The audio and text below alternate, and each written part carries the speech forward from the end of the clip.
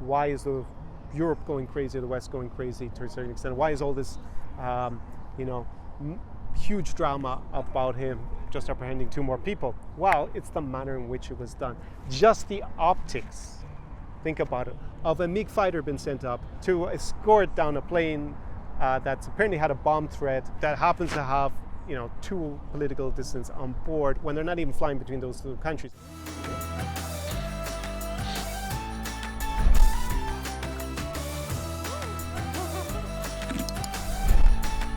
SAR Experience. Привет, привit, привitania, and greetings from Kharkiv in eastern Ukraine. And wow, do I have a very special podcast for you today, because it has been a crazy few days with respect to the neighboring country, Belarus. Maybe you've been living under a rock and you haven't heard about the dramatic events last Sunday. Ryanair flight was flying over Belarusian airspace, and it was detained, and there happened to be a Belarusian dissident on board who was detained and not allowed to get back on the flight. It's caused a major diplomatic incident. And in today's Vodcast with me, Connor Klein, I'm going to be just briefly summarizing what happened. You can read about more of it obviously online. It's been in the media. It's been probably the biggest event in the last week.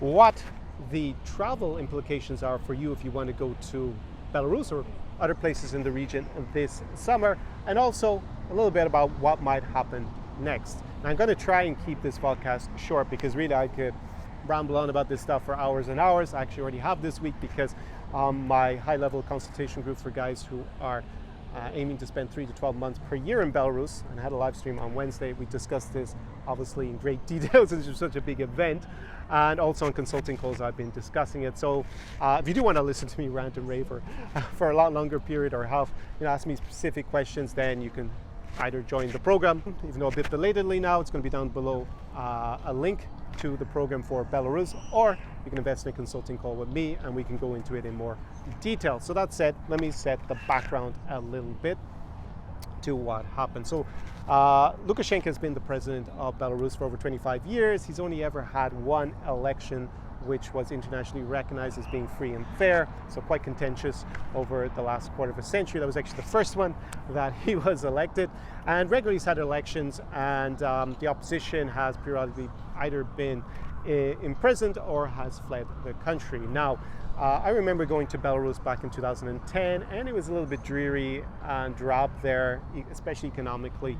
But when I came back in 2016, it had really spruced up, and there was a lot more life in the country. Now, the political orientation had changed a little bit. He had been very close to Russia before, and he remains close to Russia, but it actually opened up a bit and had a bit of a rapprochement with the West. There was a lot more entrepreneurship allowed in the country, and in general things seem to be on the up in Belarus. He also reached out a lot to China, and they have been also investing in the country quite a bit. You see a lot of that near the airport in Minsk. Now, fast forward to August last year, August 2020, and there was a new election. Lukashenko claimed he won with a massive majority. This was contested by the opposition, and there were the largest protests probably ever in Belarus since independence against his rule.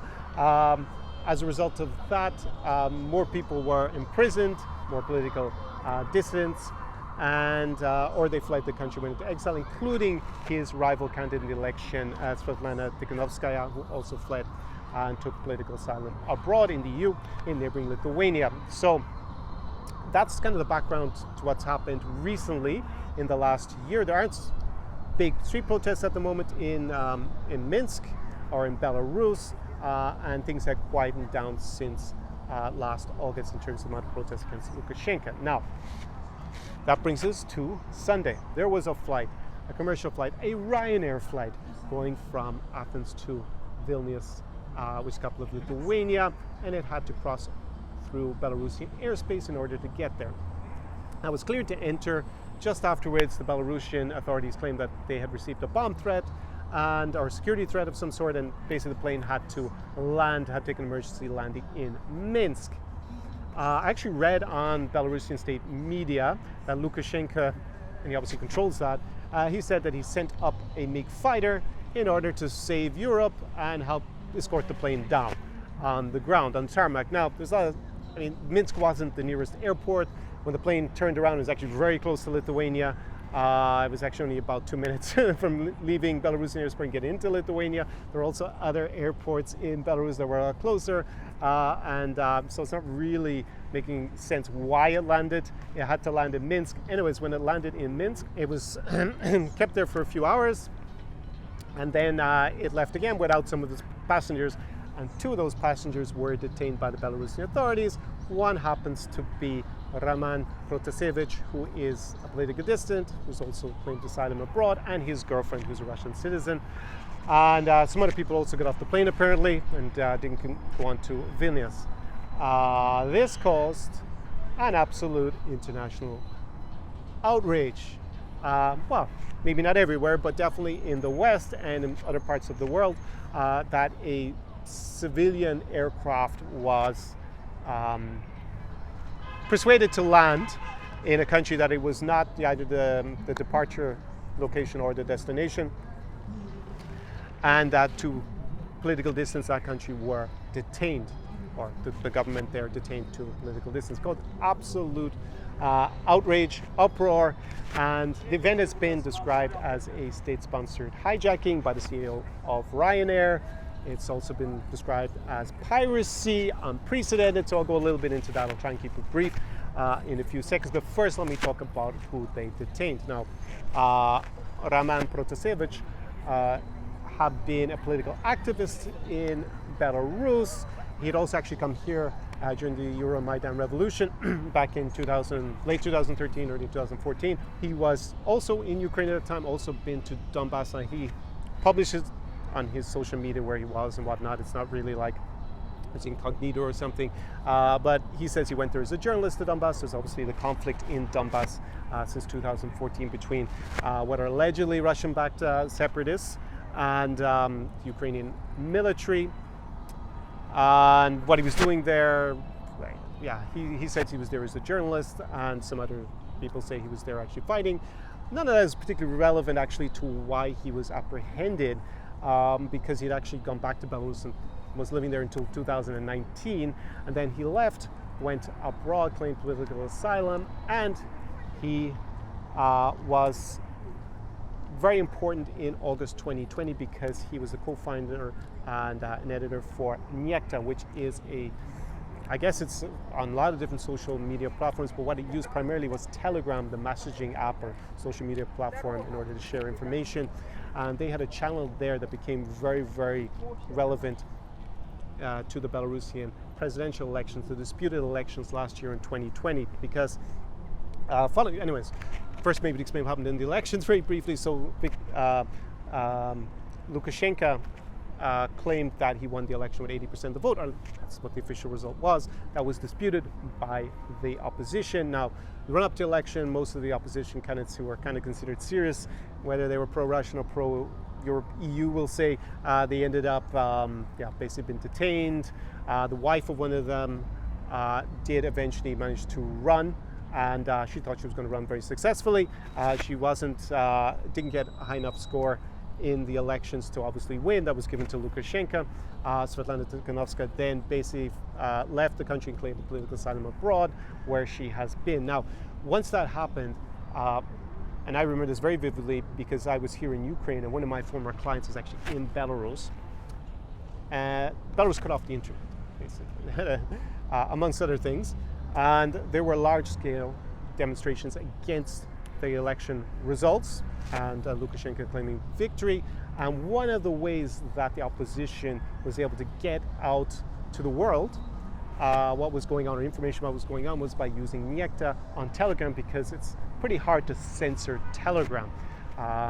It's a platform that was designed so you can't censor information on it. So basically they were uploading a lot of user-generated content, like videos of what was going on, the protest, the police response, a lot of videos of police brutality, beatings, or what on people being arrested, and even people being shot, during the protest between the protesters and the police, the OMON, and the parts of the military. So that's basically the platform that was used to communicate that. I was able to watch that here. Now, my former client was not able to actually see what was going on in Belarus, because They didn't have internet. It wasn't working properly at the time. The government cut it off. So this was a way to circumvent that. So that's why it was really, really crucial for the opposition to Lukashenko after the election. That former client of mine was actually had a podcast from last year, just after the elections, where I referred to actually he got apprehended arbitrarily by Lukashenko's security forces. It was a very unpleasant experience.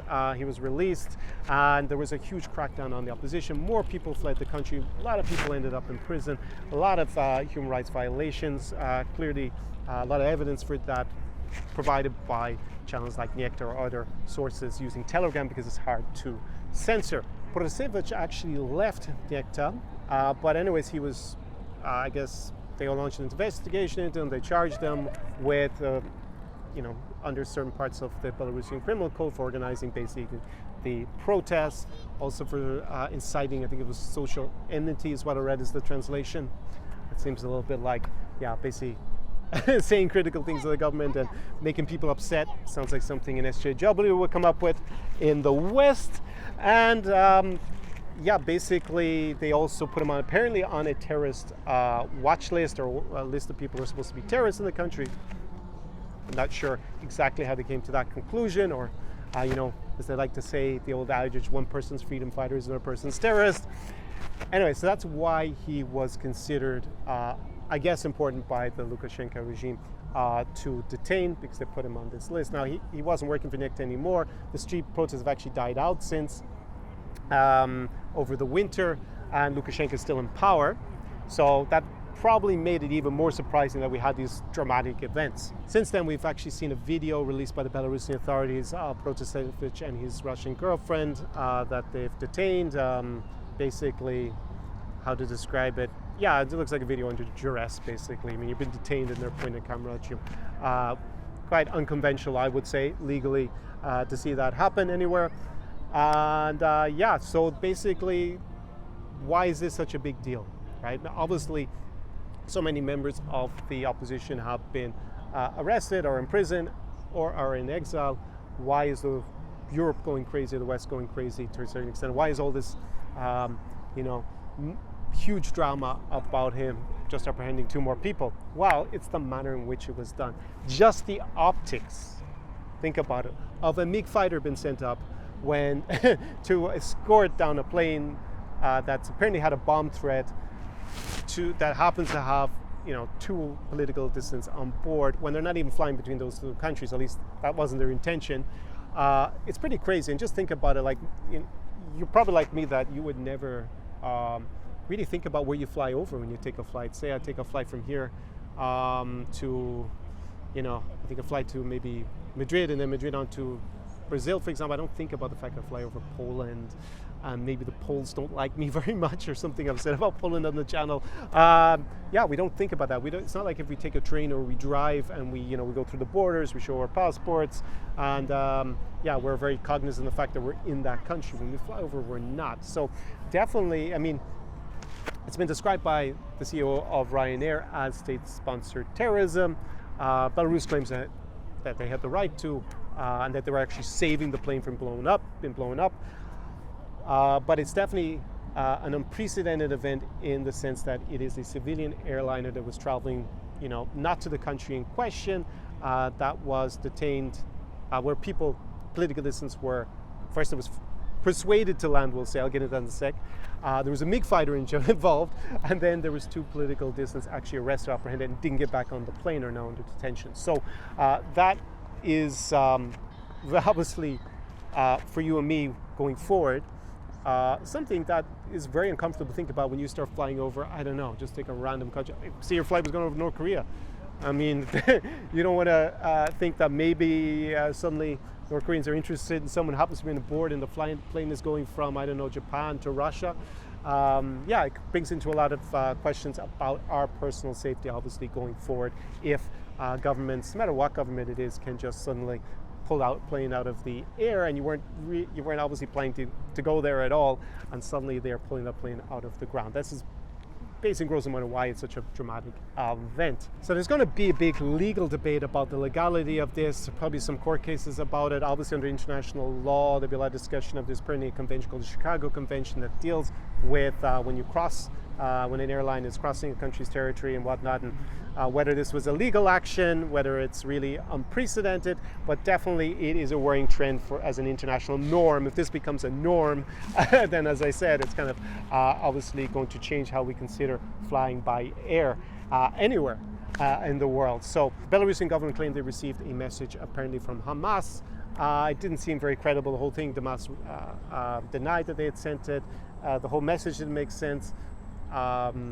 And the timing of everything didn't really make sense. There's going to be a big debate about that, about whether it was really a bomb threat. And Belarus is insisting it was within their right to detain the plane. A lot of other people have said, well, it's not unprecedented because there has been other instances where planes have been grounded. Famously, in 2013, the plane of President Morales of Bolivia was denied airspace. It was actually a presidential plane, and it was denied airspace to a few EU countries. Eventually it landed in Austria, and there have been speculation that the political dissident Edward Snowden was on board and America was interested in him. Those countries were allied with America. So a little bit of a similarity there, but it didn't affect a civilian aircraft. They,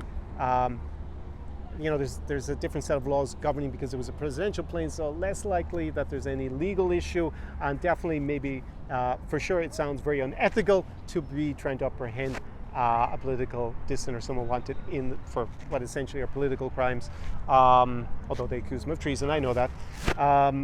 By doing that, it's not the same optics for sure as Lukashenko saying he's setting up a MiG fighter to escort the Ryanair flight down. It's also on civilian aircraft, and actually the political dissident was detained in this case, so now he's obviously in detention in Belarus. So there are a few other instances where there have been things that have been a bit similar, but nothing as, I guess, dramatic as this, in the sense that all those things happen together and actually affects you and me going forward if this were to become a norm.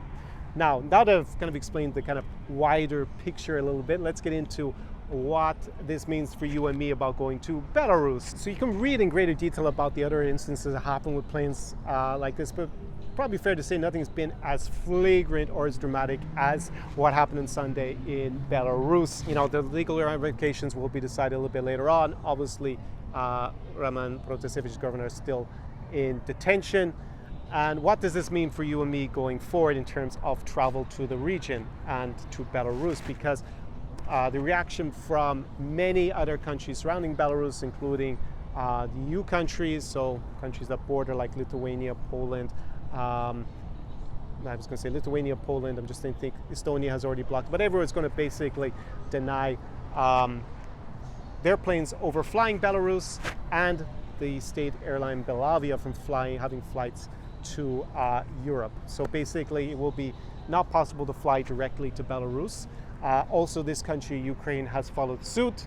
My former client is actually back here with a Belarusian girl this week, and she wasn't able to get on the flight because they actually canceled the flight at midnight, and hers was the next evening. So there you see it's already making a big difference. Now, other countries you can still fly. Russia has kept their flights open. Also Turkey. I think Moldova is still open, but this might all change going forward. But we could say for the near future, the short term, you won't be able to fly from a lot of those European countries. Belarus, as when I'm making this video, hasn't changed their visa-free or whether you can fly. It's just a matter of getting there. But it's going to become a lot more complicated, obviously, because you can't fly directly to Belarus from a lot of places.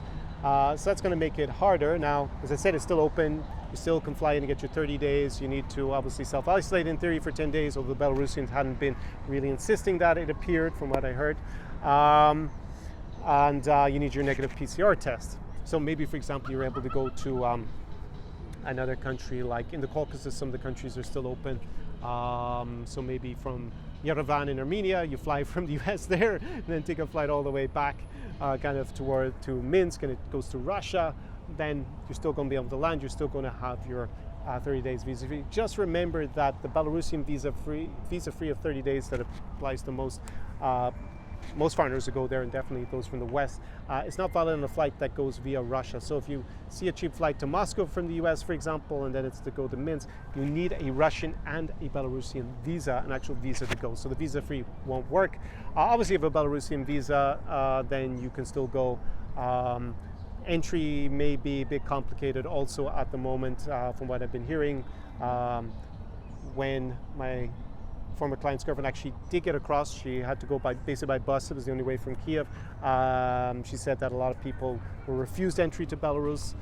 She's a Belarusian citizen. She was able to cross, so it can be very tricky. So yeah, definitely going to be more difficult to get to Belarus. The US State Department has kind of given a travel advisory about going there. Yeah, that's up. That's, I guess, the next point to talk about is it a good idea to go to Belarus? Well, it's definitely become a lot. That's a personal decision. There hasn't been anything like I'm taking foreigners hostage or something, but it's definitely gotten a lot more uncomfortable to go there. It's probably going to be possibly politically tense. And part of that is the geopolitics, because what I referred to earlier in terms of Lukashenko reaching out more to the West, that seems to be, for the meantime, definitely seriously compromised by this audacious. Actually, when I think about it, the chief editor-in-chief of RT in English, her name is Margarita Simonyan, I think. She actually tweeted out almost immediately after it happened that she was envious of Bachka, which is Lukashenko, for what he had done. But other people are not so envious. So our the political relationship between Belarus and the West is rapidly deteriorating, whilst that's not necessarily good for him, because the reason he reached out was to not be so close to Russia. Geopolitically, he was trying to keep in between a few different countries in order to have a little bit more leverage. So yeah, that's possibly going to lead to maybe Belarus being absorbed into Russia. They do have, obviously, a treaty. Obviously, if you know Belarusian politics, they have a union treaty that was done a long, long time ago, before I think Lukashenko was president, but Yeltsin was actually the Russian president that long ago, where eventually they can become one country. There might be a lot more pressure on Lukashenko to do that. Also, may galvanize the opposition to organize more protests and actually remove him from power, or that he might compromise and decide to leave and let someone else take over, organize elections. A lot of things that can happen, or maybe he'll stay on and be president going forward. Obviously, I don't have a crystal ball that I can look into and tell you 100%. I can speculate, obviously, about what I think is going to happen a bit. I guess you can ask me that in person if you're interested on my consulting calls to find out what I think is most likely to happen. But definitely very interesting times ahead politically. So you need to consider that before you go, if that's the environment that you want to be going into. That said, in terms of why most guys want to go to Belarus, is for the dating options. They're probably going to be your automatic value as a foreigner and a way to leave probably the country is going to dramatically increase. So I had that confirmed to me by someone who is going to Belarus, who've been using Tinder, that the interest in him had taken a huge spike since this happened on Sunday. So, leave that up to your own ethics and your own decision about what you feel comfortable with. But definitely it is unprecedented in the sense that we have this kind of situation in terms of travel to Belarus that hasn't been so severely limited in the past. So that's my very special Vodcast episode about the melodramatic events of what happened last Sunday in Belarus, with this crazy, as I said, the crazy optics of a MiG fighter being set up by Lukashenko to escort down a Ryanair flight. And most of us in Europe have taken a Ryanair flight, for better or worse, because it's not my favorite airline, and customer service has been very unpleasant at times with Ryanair. I have to say for myself, there were a lot of memes about Ryanair going to charge you in the future a little tick box so you don't want to be detained by the Belarusian authorities on your flight. Definitely a pretty crazy situation, and it's had a lot of knock-on effects if you want to travel there, and obviously for the people who were detained as well. A lot of big questions about legality, even if you can stop the plane, that you can actually detain someone on it, and that you don't let them continue on their journey. So hopefully the situation improves in terms of Belarus going forward, in terms of everything, human rights, and that Belarus, beautiful Belarus, and the people there, they get a better situation from what we've seen in the last while. Also because the economy seems to have taken a bit of a hit in the last year as well. And obviously a lot of people have been detained there. If you are interested in discussing it in more depth with me, definitely book a consulting call below. We can chat about it. And if you have plans about going to the region, probably it's going to be more valuable to have gotten on that consulting call now with what we've seen over the last while. Stay safe. Be careful getting on planes. Have a think about it. Obviously, don't be too paranoid, but definitely a very unpleasant precedent in the aviation world. Do побачення. Живе Belarus. До свидания. До побачення from Kharkiv in freer Ukraine for sure. Ciao, ciao. SAR Experience.